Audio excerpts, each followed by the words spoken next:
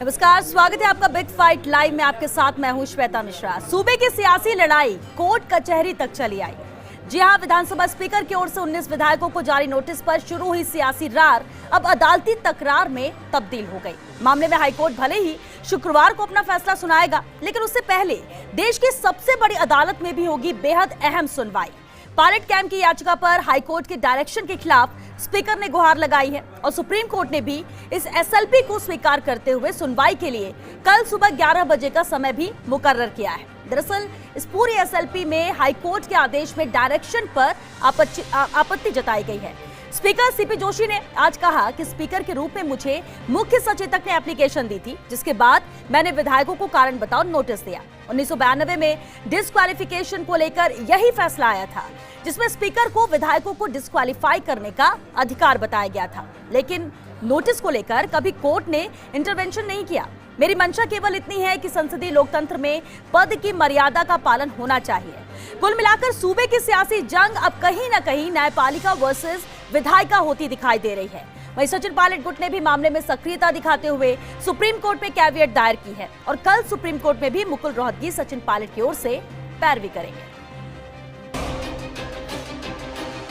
Show cause की stage पर कभी भी किसी भी कोर्ट ने इंटरवेंशन नहीं दिया और मुझे बड़ा तकलीफ हुई कि एक जो जिम्मेदारी का पद जो मुझे दिया गया, जिस अथॉरिटी पर मैं बैठा हूँ कॉन्स्टिट्यूशन पर, उसकी गरिमा को बनाए रखकर मैं अपने कर्तव्य का निर्वहन कर रहा। जो अफेक्टेड आदमी है वो नहीं आ रहे हैं और उनके वकील ये कह रहे हैं कि नहीं जाएंगे। जब नहीं जाएंगे और कोर्ट उसके बारे में भी अभी तक निर्णय नहीं कर रहा है। बेसिकली पार्टी की जो आइडियोलॉजी है वो आइडियोलॉजी ही हमको लोगों को प्रभावित करती है, ये हमें समझने की ज़रूरत है। अब जब पार्टी के नाम पे मैंडेट मिल रहा है तो फिर किसी व्यक्ति को ये अधिकार नहीं है कि उस पार्टी के मैंडेट को अपने स्वार्थ के खातिर वो चेंज करे।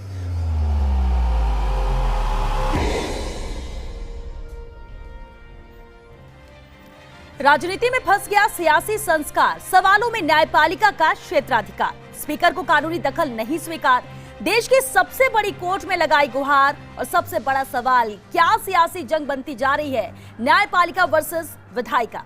बिग फाइट में बहस आज इसे अहम मुद्दे पर बहस के लिए हमारे साथ बेहद खास मेहमान मौजूद हैं। चलिए उनसे रूबरू करा दें आपको। हमारे साथ कांग्रेस विधायक महेंद्रजीत सिंह मालवीय हैं, बीजेपी नेता पुनीत कन्नावट जी हैं, बीजेपी विधायक रामलाल शर्मा जी भी हमारे साथ हैं, कांग्रेस नेता आरसी चौधरी जी हैं, वरिष्ठ अधिवक्ता पूनम चंद भंडारी जी हैं और साथ ही वरिष्ठ अधिवक्ता अभिनव शर्मा जी भी हमारे साथ हैं। आप सभी का बहुत स्वागत है बिग फाइट लाइव में। अभिनव जी, आपसे शुरुआत करते हैं।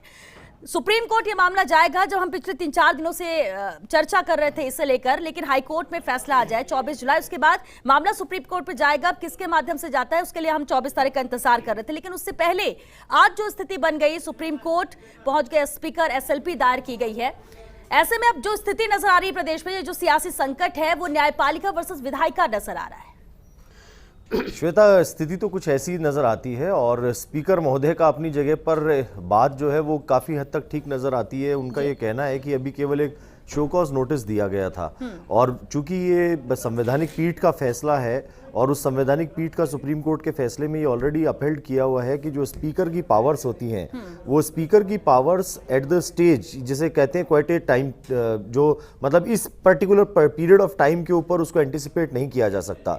जो पैरा 6 है 10 शेड्यूल का, वो फाइनलिटी जरूर अटैच करता है स्पीकर के डिसीजन को, लेकिन जब तक स्पीकर का निर्णय नहीं आ जाए उस स्टेज तक जुडिशियल रिव्यू के लिए सुप्रीम कोर्ट ऑलरेडी कह चुके हैं कि ऐसा जुडिशियल रिव्यू नहीं किया जाना चाहिए और कोर्ट को हस्तक्षेप नहीं करना चाहिए। यहाँ स्पीकर महोदय का कहना यह है कि हमने एक जुडिशियल प्रोप्राइटी को देखते हुए हमने अभी तक कोई एक्शन नहीं लिया, लेकिन अब जब ऑर्डर दिया गया तो उसमें लिख दिया गया कि ऑर्डर्ड अकॉर्डिंगली, यानी हमने तो प्रेयर की थी कि हम खुद ही नहीं करेंगे, लेकिन फिर भी हमें निर्देशित कर दिया गया, तो हमें इस स्टेज पर न्यायालय द्वारा निर्देशित नहीं किया जा सकता। ये पीड़ा का प्रश्न है और संभवतः इसी वजह से सुप्रीम कोर्ट गए हैं। तो अब सुप्रीम कोर्ट के अंदर जो दायरे में बात होनी है वो होनी है आर्टिकल 212 के बारे में, यानी 212 जो आर्टिकल है वो ये कहता है कि संसद के अंदर या विधानसभा के अंदर कोई भी जो प्रोसीडिंग्स होती हैं वो जुडिशियल रिव्यू से मतलब जुडिशियल रिव्यू के बाहर हैं, उसको कोर्ट नहीं देख सकते और कोर्ट में उनको क्वेश्चन नहीं किया जा सकता।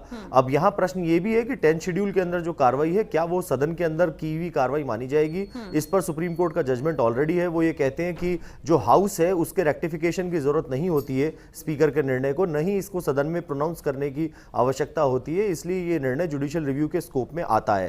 तो ये बात तय है कि 10 शेड्यूल का जो भी आदेश है उसकी जुडिशियल स्क्रूटनी हो सकती है, लेकिन जब तक आदेश नहीं आ जाता तब तक कोई जुडिशियल स्क्रूटनी का प्रोविजन संविधान नहीं देता है, ऐसा सुप्रीम कोर्ट के जजमेंट है। और चूंकि नोटिस की थिन लाइन पर यहां पर आर्ग्यूमेंट हो रहे थे, और जैसा पिछले कुछ दिनों में हमने बहस में कही भी थी ये बात कि ये एक बहुत लिमिटेड स्कोप के अंदर आर्ग्यूमेंट्स यहाँ पर हैं और कोर्ट के सामने बहुत थिन लाइन है जिस पर देखना है, वहाँ स्पीकर के द्वारा समय दर समय उसको आगे एडजॉर्न किया जाता रहा।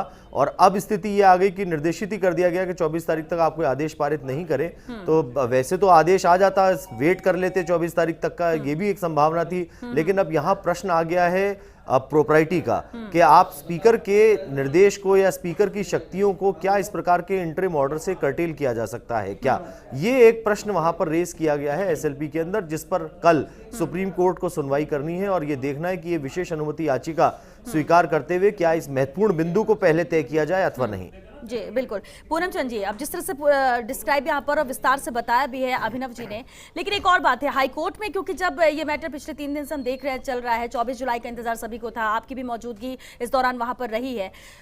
अब सुप्रीम कोर्ट में मैटर जाना, एसएलपी दायर करना, और बिल्कुल स्पीकर कह रहे हैं कि ये उनके अधिकारों वाली बात है, पावर वाली बात है, और जो शब्द लिखे गए उसी के अगेंस्ट में है, लेकिन पूरा डिस्क्राइब एसएलपी पे किया गया है, बताया गया है, वहां पर वक्त भी कल सुबह 11 बजे का मिल गया है। ऐसे में अब क्या उम्मीद की जा रही है, इस पूरे मामले को कैसे देखते हैं? सुप्रीम कोर्ट जाना, एसएलपी लगाना, क्या आपको लगता है कि हाँ ये अधिकार है और ऐसा होना ही चाहिए था, या फिर आपको लगता है कि हाईकोर्ट का फैसला आने के बाद सुप्रीम कोर्ट जाना तय था, लेकिन उससे पहले की शायद उम्मीद ऐसी नहीं थी? देखिए, पहले तो मैं एक बात बता दूं जी कि no one is above the law, ठीक है। लेकिन सुप्रीम कोर्ट, ये हाई कोर्ट ने जो कल ऑर्डर किया था जिसमें हम भी पार्टी हैं और हमने बहस की थी, इनकी जो लास्ट में थोड़ा 4 लाइन पढ़ दूं वो बहुत इंपॉर्टेंट है। इसलिए मुझे लगता है कि स्पीकर को हर्ट हुआ है कि जुडिशरी ने एक्सीड किया जुरिसडिक्शन को। लास्ट पैरा ये था, in view of the about directions we therefore further request the honorable speaker who has been pleased to extend the period for filing reply by the writ petitioner till 5:30 p.m. as on today, that is 21st July 2020, to extend the said period till the delivery of the orders by this court on 24th July. यहाँ तक तो कोई खास बिल्कुल सही है, कोई दिक्कत नहीं है, that the court has requested, लेकिन इसके बाद में जो वर्ड है and we direct accordingly, और एक last line, the matter shall be listed on 24th, the parties are directed to act accordingly. Parties कौन है इसके अंदर? स्पीकर भी है, हम भी हैं, सब हैं। तो उनको जो डायरेक्ट मतलब ये जो निर्देश दिए गए ये हाई कोर्ट ने एक्सीड किया है, इसीलिए मतलब जो विधानसभा अध्यक्ष हैं उनको चोट पहुंची है, और मैं कह रहा हूं बिल्कुल सही चोट पहुंची बात है। लेकिन उनका एक टैग मुझे अच्छा नहीं लगा, व्यक्तिगत बता रहा हूं वैसे तो, जो प्रेस कॉन्फ्रेंस की गई थी, that should not have done in my opinion इस बात। बाकी हाई कोर्ट ने ये जो किया ना, ये बहुत गलत किया है, बिल्कुल नहीं करना चाहिए था। इसका मतलब हाई कोर्ट को ये लग रहा था कि अगर हम ये नहीं करेंगे, डायरेक्शन नहीं देंगे, तो शायद वो उस पर जजमेंट, उस पर ऑर्डर दे सकते हैं जो शो कॉज नोटिस जारी किया गया था। लेकिन परंपरा ये है, जब हाई कोर्ट या सुप्रीम कोर्ट रिक्वेस्ट करते हैं, उसके बाद में उस परंपरा को दूसरी जो कॉन्स्टिट्यूशनल अथॉरिटी है वो भी इसका रिगार्ड करती है। आप मानते हैं कि जिस गरिमा की बात की जाती है, जिस सम्मान की बात की जाती है कि न्यायपालिका और विधायिका दोनों का ही सम्मान है और दोनों को एक दूसरे का सम्मान करना चाहिए। सीपी जोशी ये भी कह रहे हैं कि शुरुआती दौर में भी मुझे कहा नहीं गया था, लेकिन क्योंकि हाईकोर्ट में मैटर था और हाईकोर्ट का सम्मान रखते हुए मैंने खुद ही डिसीजन लिया कि इसे कोई एक्शन या कोई कार्रवाई नहीं की जाएगी। क्या आप मानते हैं कि वाकई में जो सीपी जोशी ने कदम उठाया, एसएलपी दायर की, वो बिल्कुल करनी चाहिए थी, बिल्कुल करनी चाहिए थी। अगर इस तरह से जुडिशरी अगर ज्यादा इंटरफेयर करी तो जरूर करनी चाहिए थी कम से कम। ये होना चाहिए इस प्रकार का थोड़ी है। उनको पूरी पावर है, लोकसभा के अध्यक्ष को पूरी पावर है, विधानसभा के अध्यक्ष को पूरी पावर है। ये उनके आप उसके क्यों रहे हो? देखिए, मैं किसी पार्टी में मतलब नहीं है, सीपी जोशी ने शुरू से अभी तक मेंटेन की डिग्निटी को, जब मनुष्य ने कह दिया उस दिन बहस होने के बाद में उनको तय करना था कि नहीं, मैं सीपी जोशी रिक्वेस्ट करता हूं और कोई बात नहीं साहब, तो उन्होंने ग्रेस रखा ना सब ये। वरना इवन मैं तो कह रहा हूं, इनका इतना जुरिसडिक्शन है, अगर हाई कोर्ट तय कर दे उसके बाद भी ये कर सकते हैं, दिस इज नॉट बाउंड।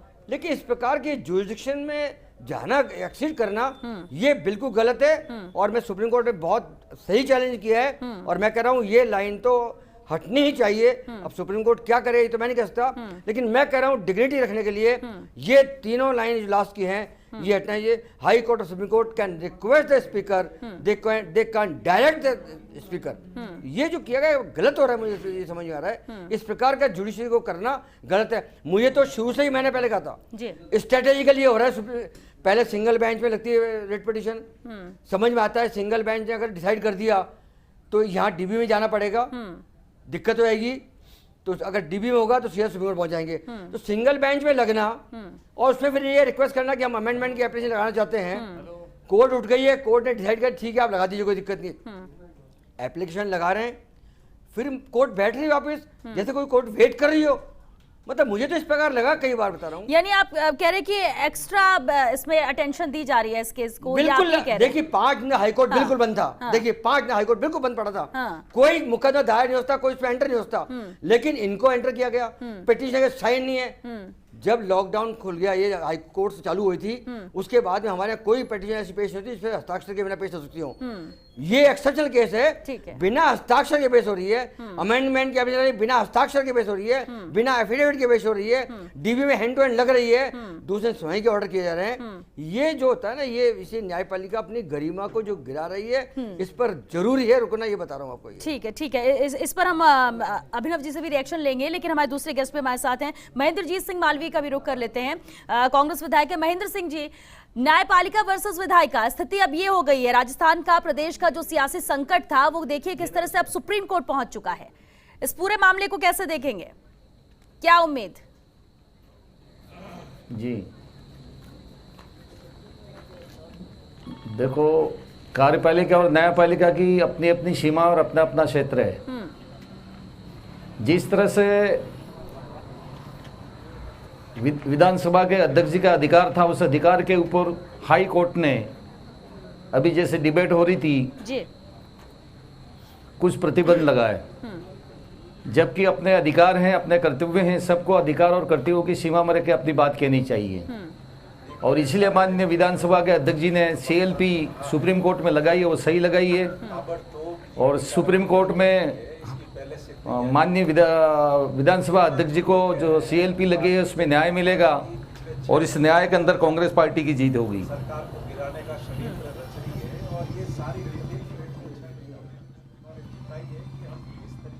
जी ठीक है, लेकिन एक अहम सवाल है, रामलाल शर्मा जी भी हमारे साथ जुड़े हुए हैं, बीजेपी विधायक है। रामलाल जी, अब देखिए विधायकों की ही लड़ाई थी, विधायकों की ये जंग थी, किस तरह से सियासी संकट प्रदेश में आता है, हाईकोर्ट में मैटर जाता है, अब स्पीकर ने भी एसएलपी यहां पर लगा दी है, सुप्रीम कोर्ट यानी ये मामला पहुंच चुका है, अब कल सुबह 11 बजे सुनवाई होनी। बीजेपी लाख कुछ भी कहे सवाल उठाने पे या फिर जब जवाब की बारी आती है पलटवार भी बीजेपी कर रही है, लेकिन इस पूरे प्रकरण को क्या नजर आता है कि हाईकोर्ट से सुप्रीम कोर्ट मामला पहुंच गया, तो क्या आप लोगों को भी ऐसा लग रहा था कि अभी ही सुप्रीम कोर्ट जा सकते हैं, या फिर लग रहा था कि जो होगा 24 जुलाई के बाद ही होगा?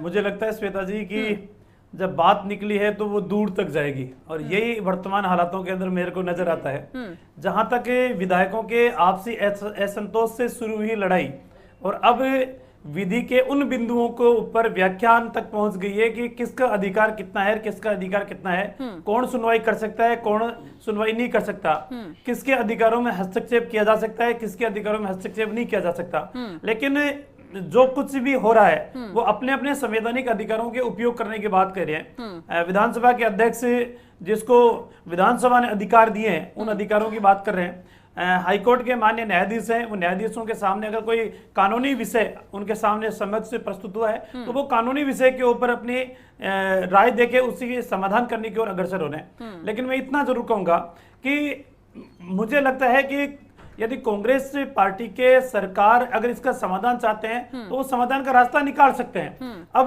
बात शुरू हुई थी असंतोष से, और असंतोष से बात निकलकर वहां तक पहुंच गई कि जहां कानूनन समाधान की आवश्यकता है। अब कानूनन समाधान के अंदर तो कई स्टेज हैं। यदि हाईकोर्ट और विधायिका के बीच में अगर न्यायपालिका और विधायिका के बीच में टकराव की स्थिति आ गई तो फिर उसका सुप्रीम कोर्ट के अंदर चला गया। सुप्रीम कोर्ट के मामले के आधार के ऊपर भी फिर यह भी हो सकता है कि इसका दोबारा सुनवाई की जाए, इसका एग्जामिन दोबारा कराया जाए, किसका राइट था और किसका राइट नहीं था।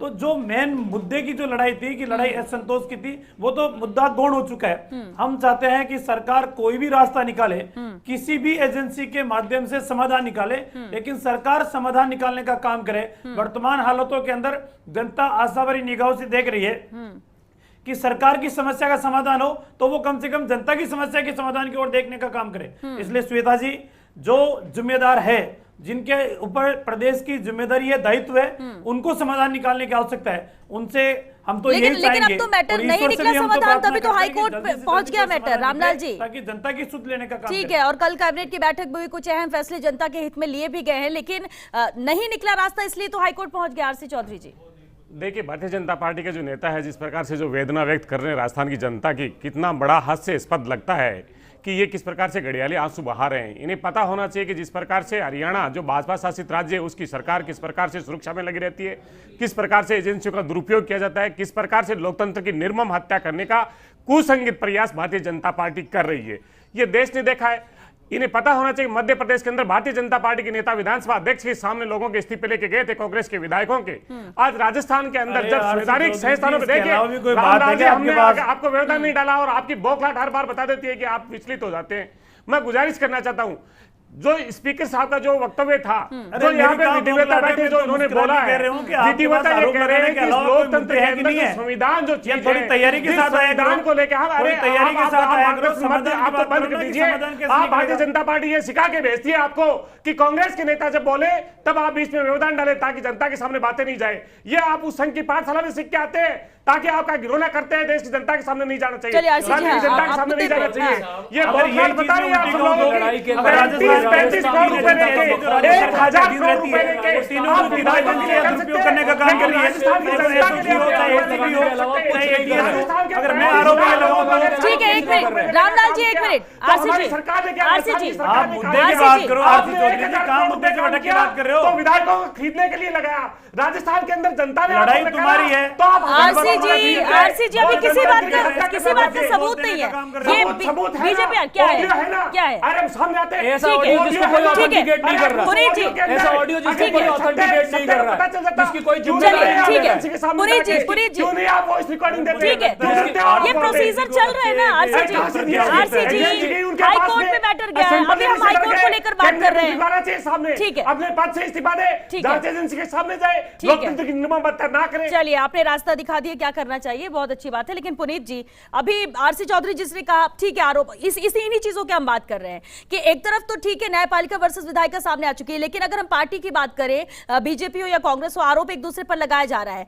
आम जनता की दुहाई भी बीजेपी दे रही है, जिस तरह से भी रामलाल जी ने कहा कि जनता के काम नहीं हो रहे हैं। कैसे होंगे जब सरकार स्थिर नहीं है? कैसे होंगे जब इस तरह के सियासी संकट बनेंगे? और कैसे काम होंगे जनता के, या आम जन कैसे उम्मीद करे जब मामला इस तरह से निकल कर एक और पहुंच चुका है अब सुप्रीम कोर्ट तक? तो अब जब सुप्रीम कोर्ट तक मामला पहुंच चुका है, हाई कोर्ट में भी सुनवाई इसे लेकर जारी है, तो इस बीच में हम आरोप प्रत्यारोप करते रहे तो उससे क्या फायदा होगा? इंतजार कोर्ट के फैसले का भी करना होगा। लेकिन चर्चा इसी बात को लेकर है कि ये आमने सामने की स्थिति आ गई, टकराव की स्थिति आ चुकी है। ये टकराव की स्थिति क्यों उत्पन्न हुई है? विधायिका और न्यायपालिका के बीच में टकराव की स्थिति क्यों उत्पन्न हुई है? उसका सीधा सीधा कारण यह है कि कांग्रेस में अहंकार की लड़ाई चल रही है, कांग्रेस में सत्ता लोलुपता की लड़ाई चल रही है। विधायिका में विधानसभा अध्यक्ष होता है, विधानसभा अध्यक्ष सुप्रीम कोर्ट गए, कांग्रेस ने की। आपको ये पता ही नहीं कि विधायिका में क्या है, विधायिका क्या होती है, क्या देश में संविधान होता है, जनता का मजाक नहीं जानते आप लोग अपनी जिम्मेदारी से भाग रहे हैं। विधायिका में विधानसभा अध्यक्ष आपने प्रशासन करने का अधिकार खो दिया है। विधानसभा का अध्यक्ष किसी पर शर्म राजनीतिक दल के तौर पर आप लोगों को जनता से माफी मांगनी चाहिए। पुनीत जी, ठीक है, आरसी जी एक मिनट, आरसी जी एक मिनट, धोखेबाजी कर रहे हैं। आरसी ये चौधरी सरकार जी, ठीक है, हमने बोलने का काम किया और राजस्थान की जनता के साथ, और जब हम बोलना चाहते हैं तब ये कांग्रेस में जुटे लोगों को कोरोना से लड़ाई खुद लड़ रही है। देखिए, एक मिनट सुनिए सर, पुनीत जी, आरसी जी, सर कोई नई बात बताइए। आरसी जी, पुनीत जी एक मिनट, आरसी जी एक मिनट, आरसी चौधरी जी चर्चा नहीं करना चाहते, कोई नहीं करना चाह रहा है, आप दोनों तो खासकर नहीं करना चाह रहे। बात सुनिए सर, पुनीत जी, चलिए एक छोटे से ब्रेक के लिए रुकेंगे, एक छोटे से ब्रेक के लिए रुकेंगे, जल्द हाजिर होते हैं। इस ब्रेक के बाद ये चर्चा आगे भी जारी रहेगी। आप बने रहिए फर्स्ट इंडिया न्यूज के साथ। ब्रेक के बाद एक बार फिर आप सभी का स्वागत है। तो प्रदेश में जो सियासी संकट था वो अब न्यायपालिका वर्सेस विधायिका बन गया है। सुप्रीम कोर्ट ये मामला पहुंच गया है। हाई कोर्ट में भी 24 तारीख को इसे लेकर फैसला भी सुनाया जाएगा और इसी को लेकर हमारी चर्चा भी जारी है।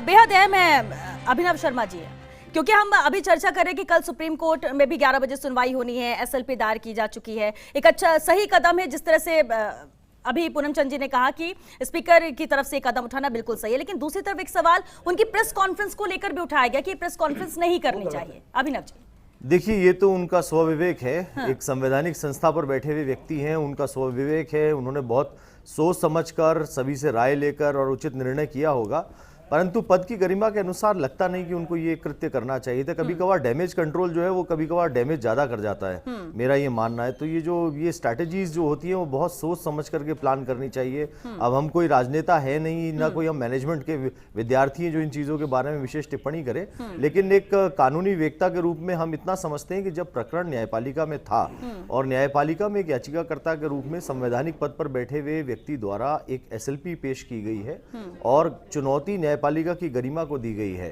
तो ऐसे में वो न्यायपालिका यानी राजस्थान हाईकोर्ट की खंडपीठ जिसके विरुद्ध एसएलपी पेश की गई, उसके विरुद्ध एक याचिकाकर्ता को मीडिया में आकर के वो बातें नहीं कहनी चाहिए थी जिसको याचिकाकर्ता के विरुद्ध की पार्टी आज की तारीख में जुडिशरी का वो आदेश जिसको वो डिफेंड नहीं कर सकते, वो सामने आकर के उसको डिफेंड नहीं कर सकते। तो ऐसा एक पक्षीय स्टेटमेंट्स, एक पक्षीय वक्तव्य नहीं दिया जाना चाहिए था।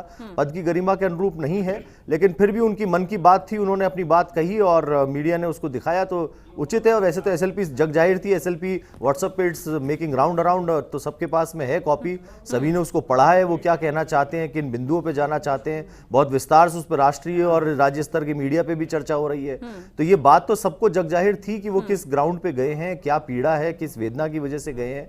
लेकिन संवैधानिक निकायों में एक लिमिटेशन, और देखिए सुप्रीम कोर्ट ने भी हर जजमेंट में ये बात कही है, रिस्ट्रेंट, एक सेल्फ रिस्ट्रेंट वर्ड जो है यही लोकतंत्र की सबसे बड़ी खूबसूरती हिंदुस्तान की है। और जब ये टूटता है तब फिर ये सारे प्रकरण होते हैं जो आज हम देख रहे हैं। कोर्ट के अंदर फैसले आने से पहले सेल्फ रिस्ट्रेंट टूट जाता है, 24 तारीख तक का इंतजार नहीं है। ये क्या पता था कि कोर्ट जो है वो याचिका को खारिज नहीं करेंगे, क्योंकि बहुत थिन लाइन पे है, मेरिट है, 212 आर्टिकल कॉन्स्टिट्यूशन का ये कह रहा है कि आपको हाउस की प्रोसीडिंग नहीं देख सकते। सुप्रीम कोर्ट का अगर 212 का ग्राउंड न भी चलता जो लिया गया था, तब भी सुप्रीम कोर्ट का खिलोतो हुलान का जजमेंट है जिसके पैरा 110, 111, 112 में स्पष्ट रूप से कहा गया कि आप जिसे कहते हैं कि एंटीसीडेंट इन टाइम नहीं आ सकते, जो आपका समय है कोर्ट में आने का, जिसे मैच्योरिटी पीरियड कहा जाता है, जैसे बीमा पॉलिसी में होता है, वो मैच्योरिटी पीरियड होता है सेक्शन 6 के अंदर।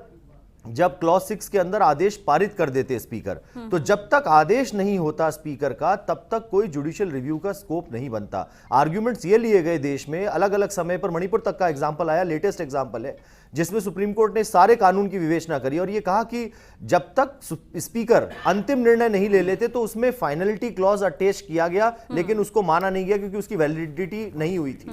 तो उन्होंने ये कहा कि ये जुडिशियल रिव्यू से बाहर नहीं है। 10th शेड्यूल जो है वो 212 के प्रोविजन में विधानसभा के संबंध में नहीं आता। इसी प्रकार से सुप्रीम कोर्ट ने कहा कि जो संसद है उसमें भी जो प्रोविजन है वो अट्रैक्ट नहीं होते और 10th शेड्यूल की जो डिसीजंस होते हैं वो they are amenable to writ jurisdiction, उनका रिव्यू हो सकता है, लेकिन बहुत लिमिटेड स्कोप पे। किन स्कोप पे हो सकता है कि या तो स्पीकर ने नोटिस नहीं दिया, आपको सुनवाई का मौका नहीं दिया, या उन्होंने कोई जुरिस्डिक्शनल एरर कर दिया कॉन्स्टिट्यूशनल, या फिर उनका जो निर्णय था वो इस प्रकार का था जिसमें मूल मुद्दा तो डिसाइड नहीं किया लेकिन एक ऐसा मुद्दा डिसाइड कर दिया जिसे अपरेंट एरर कोई हो गया। से फॉर एग्जांपल अगर यहां पर बीएसपी का एग्जांपल लेते हैं, उन्होंने ये डिसाइड कर दिया कि ये लोग मर्ज हो जाएंगे और वहीं पर एक एंटी डिफिक्शन के लिए सेक्शन शेड्यूल 10 की पिटीशन लगी हुई थी मदन दिलावर की फॉर एग्जांपल। अब मदन दिलावर की पिटीशन को डिसाइड किए बिना यदि वहां पर यह तय कर दिया गया कि ये मर्जर है, तो ये इस प्रकार के प्रकरणों में सुप्रीम कोर्ट कहता है कि एक अपरेंट एरर है जिसको देखा जा सकता है। अब इसको चैलेंज किया जा सकता था, पिटीशन को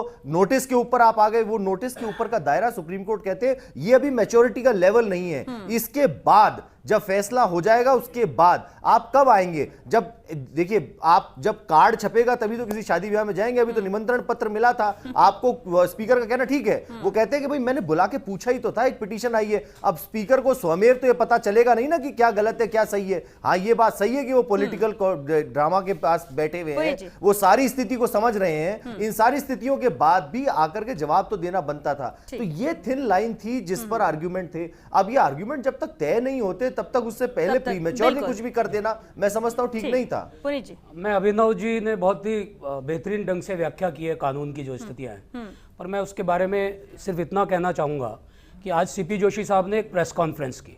प्रेस कॉन्फ्रेंस में उन्होंने एसएलपी में वो क्यों गए हैं इसका कारण बताया, वो मुझे जस्टिफाई लगता है, पर वो संवैधानिक पद पर हैं, वो विधानसभा के अध्यक्ष हैं, वो कांग्रेस से चुनकर जरूर आए हैं, परंतु उन्हें 200 विधानसभा के सदस्यों ने अपना माननीय अध्यक्ष चुना है। आज जिस प्रकार से उन्होंने ये बातें कही है उससे साफ जाहिर होता है कि उन्होंने डिस्क्वालीफाई करने का मन बना लिया। उन्होंने उदाहरण दे देकर बताया 1992 में ऐसा हुआ था तब डिस्क्वालीफाई कर दिया गया था, जब ऐसा हुआ था तब डिस्क्वालीफाई कर लेकिन दिया उन्होंने गया ये था। भी कहा कि अभी तक ये हो अगर एक्शन ले लिया जाता, अगर वो कर देते या ऐसा कोई कदम उठाते उसके बाद ये याचिकाएं लगाई जाती, इसके बाद वो जाते क्योंकि उनको भी राइट है और उसका भी वो स्वागत करते हैं, ये बात भी उन्होंने कही। आप जब डैमेज ही कर देंगे पूरा, और एक व्यक्ति को मालूम है कि ये नोटिस सिर्फ इसीलिए दिया गया है, रात को 11 बजे नोटिस ईमेल के ऊपर सर्व होता है, लोगों के घरों पर चिपकाए जाते हैं, बसपा की जो मर्जर के ऊपर जो पड़ा हुआ है उसके ऊपर कोई डिसाइड नहीं करते। रामलाल जी, इन सब के बाद भी अगर उन्होंने इतनी जल्दबाजी की है ठीक तो है, उन्होंने एक लाइन अपना में माइंड comment बता दीजिए दिया। सर, हाँ। और ये माइंड मैं आरसी जी, समझता हूं आरसी कि कल जब सुप्रीम कोर्ट एसएलपी ठीक सुनेगी है। तो उनके समक्ष भी लाया जाना ठीक है, आरसी जी। चाहिए कि संवैधानिक पद पर बैठे हुए व्यक्ति ने किस प्रकार से अपने श्वेता, मैं ये अपना बताना मन दे दिया चाहूंगा है कि वो डिस्क्वालीफाई करने वाले हैं। श्वेता, मैं ये बताना चाहूंगा कि इस देश के अंदर जब लोग संविधान की प्रतियां लेके आंदोलन पे लगे हुए थे, उस देश के अंदर जो संविधान के अंदर जो विधायिका है, कार्यपालिका और न्यायपालिका है, ये तीनों निरंकुश ना हो, ये संविधान ने एक अधिकार दिया है। एक न्यायपालिका विधायिका को डायरेक्ट करती है और उन्होंने कहा कि ये जो उन्होंने 2 बार बिना मांगे उन्होंने एक्सटेंड किया, उसके बाद में इससे तो एग्री कर रहे हैं आरसी जी, इससे सभी एग्री कर रहे हैं कि एसएलपी लगाना और स्पीकर का जाना ये सही है। बार-बार जिक्र किया, नहीं ये सही है, संस्थान की गरिमा ठीक है। रखनी है। रामलाल जी, संस्थान का अध्यक्ष मुझे उसकी गरिमा रखनी है। बिल्कुल ठीक है, ये बात सीपी जी ने कही, स्पीकर डॉक्टर सीपी जोशी ने, और ये बात सब इसलिए- एग्री भी कर रहे हैं कि इसलिए इस देश सुप्रीम के कोर्ट अंदर में कुछ जाना लोग उनका हैं जो सही संस्था था। की गरिमा बचाना चाहते हैं। लेकिन आप रामलाल जी, बीजेपी की तरफ से बार बार स्पीकर की मंशा पर सवाल, देखिए जब हाईकोर्ट में सुनवाई हुई उस वक्त भी ये सवाल उठे कि उनकी मंशा पर सवाल और इसलिए हम आ गए यहाँ पर। अगर ऐसा था, नोटिस दिया गया और आपने नोटिस का जवाब नहीं दिया और उसके बाद ठीक है, राइट है, आपने याचिका लगा दी, लेकिन स्पीकर डॉक्टर सीपी जोशी भी यही बात कह रहे हैं कि अगर कार्रवाई कर दी जाती उसके बाद आप जाते, आपको भी राइट है और मुझे भी हक है और मेरा भी जो मुझे भी जो पावर है उस हिसाब से काम होता है, सिर्फ शो कॉज नोटिस दिया गया था। लेकिन बीजेपी की तरफ से जब बयान आते हैं तो स्पीकर पर सवाल उठते हैं। स्पीकर तो कांग्रेस के नहीं है, स्पीकर तो आपके भी है, विधानसभा अध्यक्ष है, वो सभी 200 जो विधायक है उन सबके लिए बराबरी मन में रखते हैं वो। अगर ये सवाल उठने लगेगा, मंशा पर सवाल उठेगा तो ये भी तो गलत है।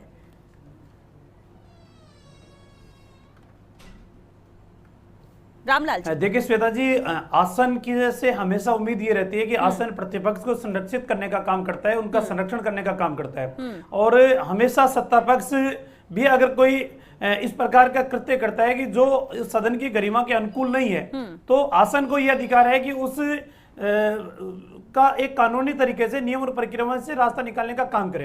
अब आशंकाएं वहां उत्पन्न होती है कि जहां एक और मदन दिलावर जी याचिका दायर करवाते हैं, वो विधानसभा के लगभग 4-5 महीने पहले जब विधानसभा का सत्र चल रहा था उस समय याचिका दायर कराते हैं, उसके ऊपर स्पीकर के द्वारा कोई निर्णय नहीं लिया जाता। यहाँ तक कि फैसला करना तो दूर की बात है, नोटिस भी इश्यू नहीं किए जाते। और दूसरी तरफ जब कोई संवैधानिक या कानूनन कोई मुद्दा उत्पन्न होता है और उसके ऊपर स्पीकर के द्वारा नोटिस भी निकाले जाते हैं, सरकार के प्रशासनिक तंत्र का दुरुपयोग करते हुए अन्य एजेंसियों को प्रभाव में लेकर रात को 11 बजे, 12 बजे, 1 बजे घर के ऊपर जाके मेल के द्वारा, व्हाट्सएप के द्वारा या उनके घरों के ऊपर चस्पा करके और उनको नोटिसों को तामील कराने की कार्रवाई की जाती है। तो आशंकाएं लोगों को इस बात की हो रही है कि एक तरफ निर्णय नहीं हो रहा और दूसरी तरफ एक तीव्र गति से, स्पीड से कार्रवाई चल रही है, तो आदमी कहीं ना कहीं तो रेमेडी लेने के लिए जाएगा। अब वो न्यायालय की शरण के अंदर गया साहब हमारे साथ आई तो रहा है, ठीक है, यानी आप लोग को इसलिए, आप लोग को मंशा पर इसलिए सवाल उठ रहा है क्योंकि बीएसपी के जब विधायक आए, कांग्रेस में शामिल हुए, उसे लेकर जो याचिका लगाई गई, उससे लेकर जो शिकायत की गई उस पर कोई कार्रवाई नहीं की गई है। महेंद्रजीत सिंह मालवीय जी भी हमारे साथ जुड़े हुए। महेंद्र सिंह जी, अब यही सवाल है, स्पीकर को लेकर कम से कम भरोसा सबको रखना चाहिए, लेकिन पहले से ही मंशा पर सवाल उठ रहे हैं, खासतौर से बीजेपी की तरफ से उठाए जा रहे हैं, बीजेपी विधायक भी उठा रहे हैं, जिस तरह से रामलाल शर्मा जी कह रहे हैं कि उस पर कोई कार्रवाई नहीं हुई और इसमें तुरंत त्वरित कार्रवाई हो रही है, जिस तरह से पिछले 4-5 दिन से नजर आ रहा है।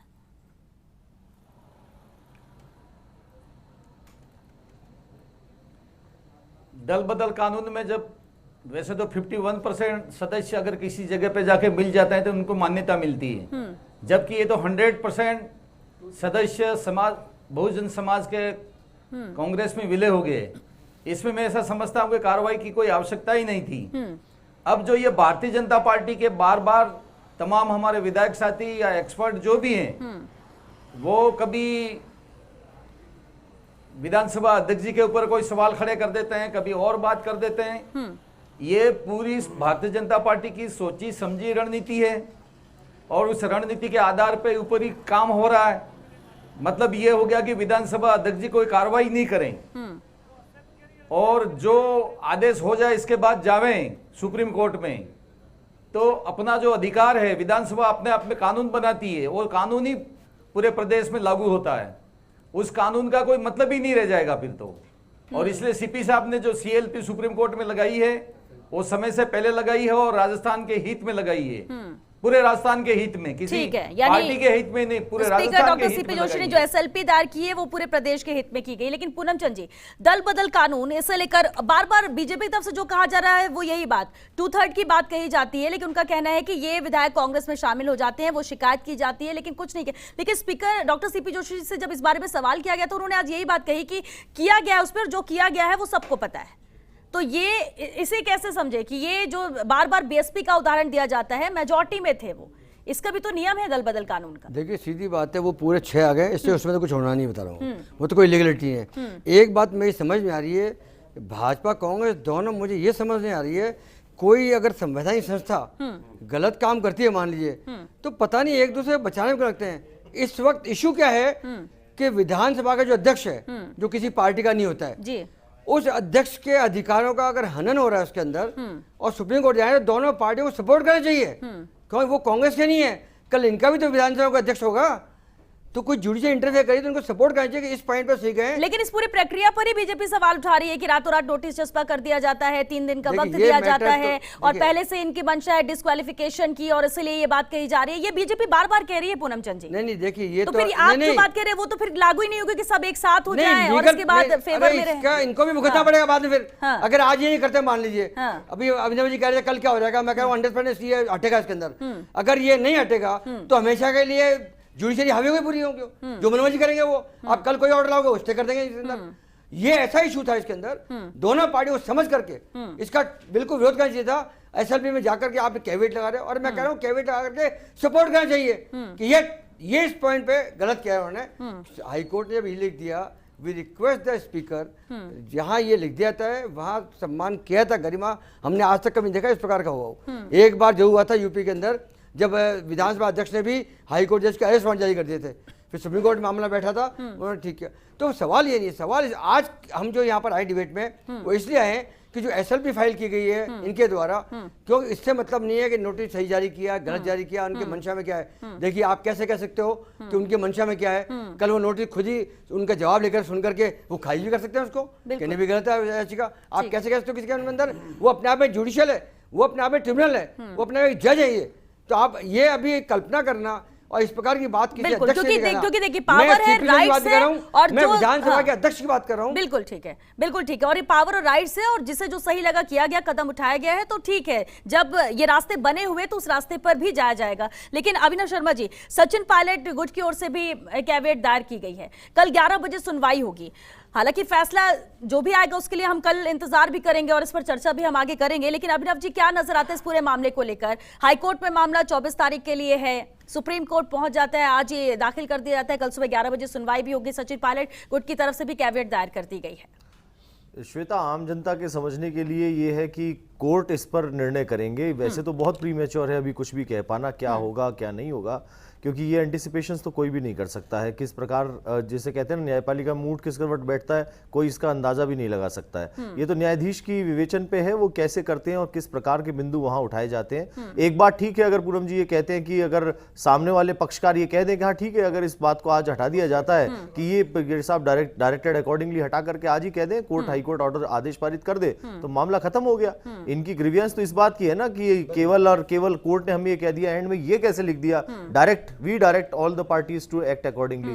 तो अगर इस बात से आपत्ति है, हम खुद ही कह रहे हैं कि हम नहीं करेंगे। अब वहां दूसरी तरफ एक बात ये भी आती है कि वहां स्पीकर अपनी अंडरटेकिंग नहीं देना चाहते, उनके वकील ये कहते हैं कि साहब इसको अंडरटेकिंग मत लिखिए, तो कोर्ट कहती है all right, we are respecting the institution, we are saying we will request. तो जब ऑनरेबल डिवीजन बेंच ने इतनी स्पष्ट रूप से लिखा वी आर रिक्वेस्टिंग, तो उस पर अब आपत्ति है, तो अगर वो सेंटेंस हट जाता है तो 24 तारीख को हाईकोर्ट को फैसला सुना देने के लिए निर्देशित कर सकते हैं ऑनरेबल सुप्रीम कोर्ट। वो कहेंगे भाई वैसे भी अब मामला 24 तारीख को फैसले के लिए तो रखा गया था, तो 24 को फैसला होना है तो फैसला हो जाने दीजिए। बिल्कुल अभिनव जी, क्योंकि क्योंकि खत्म हो रहा है, एक लास्ट कमेंट जरूर आप सबसे चाहेंगे एक एक लाइन का। पूनम जी वक्त क्योंकि खत्म हो रहा है, ये कह रहा हूँ ये हर्ट करता है। देखिए एक्चुअली ये बहुत बात है, ये स्पीकर के अधिकारों को हर्ट करा बहुत जबरदस्त। प्रेस कॉन्फ्रेंस करिए, मतलब कितना हर्ट किया ये, इसीलिए हाई कोर्ट कैन डायरेक्ट। ठीक है, क्योंकि एक लास्ट कमेंट चाहिए सर। आरसी जी, न्यायपालिका वर्सेस विधायिका जो स्थिति बनी है, एक last comment.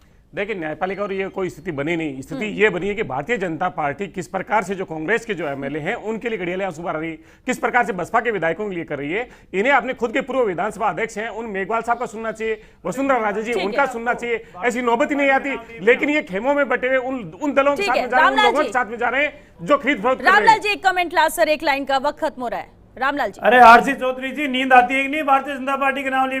Bharatiya Janata party को तो भगाना पड़ेगा, ऐसे जरूरी है ना, ये गांधी के हत्यारों को तो भगाना पड़ेगा ना। इसकी अंदरूनी लड़ाई का खामियाजा राजस्थान की जनता भुगत रही है, और जितनी जल्दी हो सके ये अपने समस्याओं का समाधान करे, राजस्थान की जनता काम करने का एक मानस बनाए और काम करे। ठीक है, महेंद्रजीत सिंह जी सर एक लास्ट कमेंट।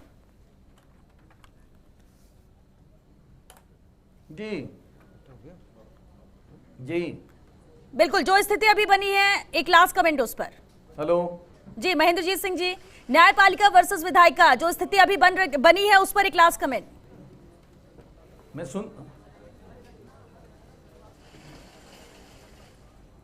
देखो जो भी स्थिति बनी है वो बिल्कुल सामने है जी, लेकिन पहले भी मैंने कहा कि विधानसभा अध्यक्ष जी का अधिकार क्षेत्र अलग है, कोर्ट का अधिकार क्षेत्र अलग है।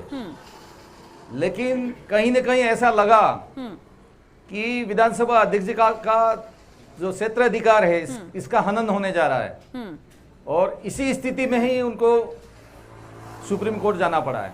ठीक है पुनीत जी।